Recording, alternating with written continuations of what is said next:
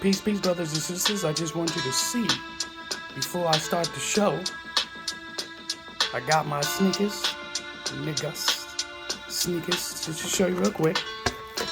This is the second time I bought these. So, when I say, do you represent, this is Nat Turner's. This is the second time getting these sneakers here. So, I just want to advertise that a little bit before we get on to the program. Niggas, peep the game. This shit is real. This is real, brothers and sisters, and I want you to get it and understand it. Now, I got those sneakers, just came in. Hold on, brothers and sisters. Let me see what time it is. Let me put on my cap. What you see is what you get. This ain't no, this channel here is ain't no trying to make things perfect. All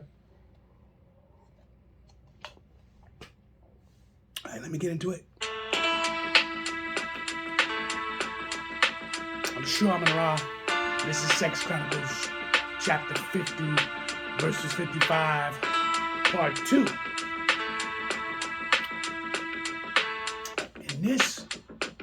In this one here, we're gonna be showing Shahrazad Ali. Just a little bit. We don't want to get too deep. I'm gonna voice my opinion and give you what's going on.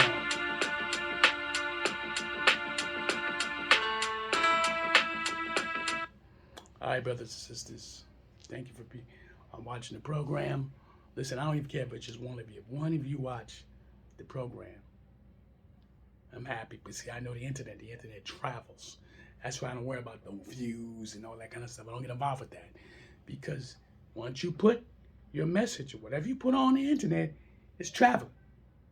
So if you sit there and worry about the views, unless you try to make money. If you're making money off of it, cool, that's you.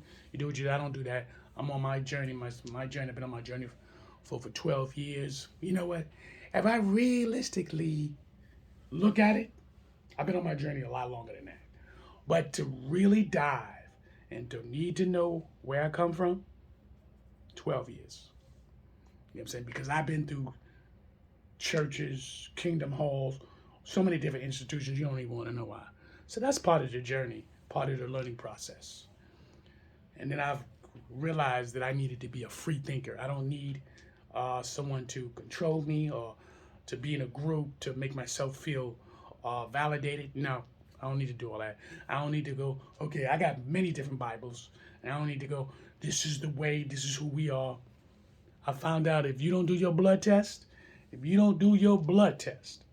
because you're talking about centuries, okay? How you know who you are? How you know? Because you pick up a book and you go, and somebody go, look, this is who we are. And a lot of you get captivated because you want to know who you is anyway. But if you want to know exactly who you is, why you don't do the DNA test? Now, you'll do the DNA test if that woman say you the baby. You the baby's father. Let me put it in that perspective, sorry. If the woman goes, you the baby father, and you know she slept with 3, 4 other guys, and she says, take the paternity test, why would you take it? If you know it ain't your baby, why would you take it? Because you know she'll go to court. And if you don't got no type of evidence that validates you that you're not the baby's father, you're in trouble. That's why you take the DNA test. And we can go on and on and on all we want on just that little piece.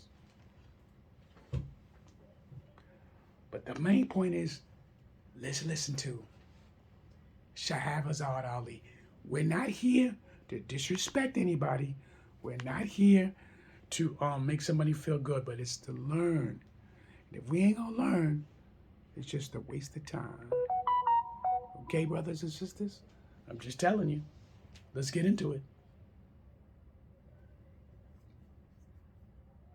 And establish accomplished writer indeed, Miss Ali is best known as the author of The Black Man's Guide to Understanding the Black Woman, a very controversial and, if I may say so, a very critical view of life of today's black woman.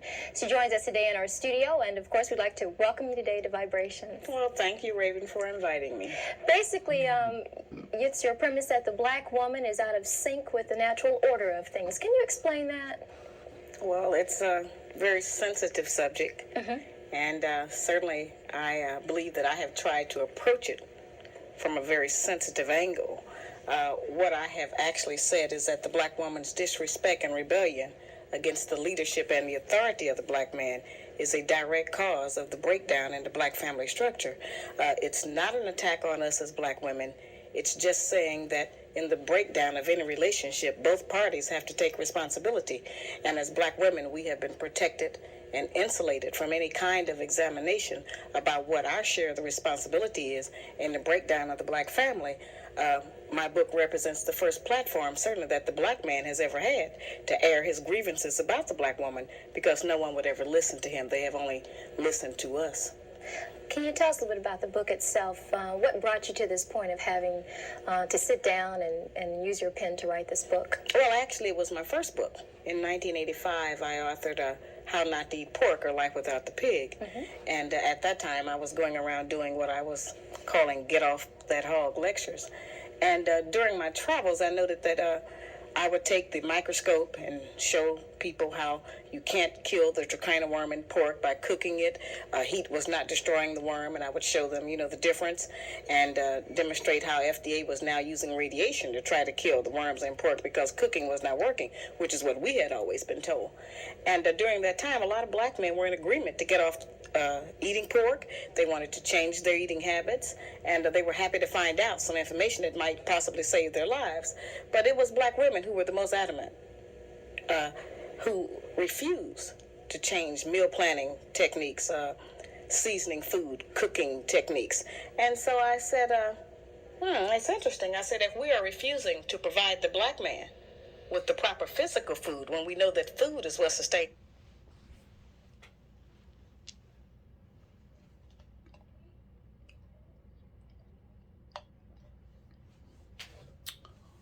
All right, that's Shahrazad Ali. I met her, by the way. I met her, bought her books. I got 4 of her books. I could get them and show you, but am I in the mood to go through all that? No. But I do have her books also. I've showed y'all plenty of times. We met at the event. Shahrazad Ali was there. Her daughter was there. Also, Asha Quasia. But that was then. Let me drop it like it's hot.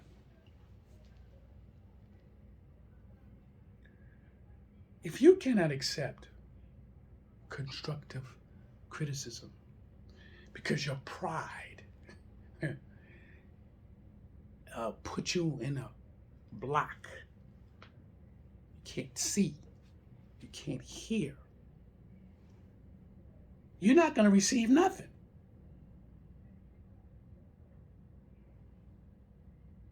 What I need to let men know is this. You as a man have to lead. Ain't no way in the world a woman gonna listen to you. Even if you beat her half to death, she ain't gonna listen to you. Not the way you want it. Because the minute she can find a way to get escape, that's a wrap. And here in the United States of America, you beat that woman half to death, most likely you're going to die. Either prison or they kill you right there on the spot. But you as a man, okay, you as a man, you want the woman to listen to you and all that kind of stuff, right? You want her to listen to you. But you as a man got to take responsibility within you to become what you're supposed to become. A leader. No woman out here in modern time gonna listen to you. You gotta show her the way. And it's not about, your penis. See, because if you get it into that type of action that is always sex, sex, sex, sex. Then now you have transformed this woman to be a sexual dynamo. Oh, you gotta give me that penis. You gotta give me that penis. The only thing she's gonna want is your penis. Or look for it from someone else. You want her to want your mind. You want her to want your mind. If you're gonna develop and go into a relationship with the woman, and you're gonna have to have conversations. You're gonna have to be able to yield your sexual habits. You're gonna have to hold and control your sexual habits. That has to be last on your list. It has to be. You have to show her that you are a man on this planet and you're going to build an empire so she can feel safe. She will be able to blossom and then be able to help you. Listen to the word, help you. Right now, the woman is loose because her mother told her, you don't need a man. Her mother's mother told her she don't need a man. Her mother's mother told her she don't need a man. Shahara Osley book, the one I got, that is over 30 years ago. What she said, 1985. 1985. It's like over 30 years. That book been out. You can see the TV model. Ain't nothing mod about that. Brothers and sisters, let me explain something to you real quick. Real quick. You better get a hold on what you need to do. This is Sex Chronicles chapter 50 verse 55. You cannot accept constructive criticism, constructive discipline. If you cannot accept taking responsibility and accountability of your life, we'll be in trouble. In the Sex Chronicles, I will be showing you different meanings and showing you different shows, just a little bit, to show you what I mean by that. You already know, you see it. And we also need to also talk about what happened when you were younger, how young girls, 13, 14 years old, are having sex either voluntarily or it's being taken. And then they grow up thinking this is what they're supposed to do. Don't get it twisted. It happens with men too. Boys having sex before their time. Don't think females don't have sex with young boys. These things happen on a daily basis. Savagely. But I see your Sex Chronicles, chapter 50.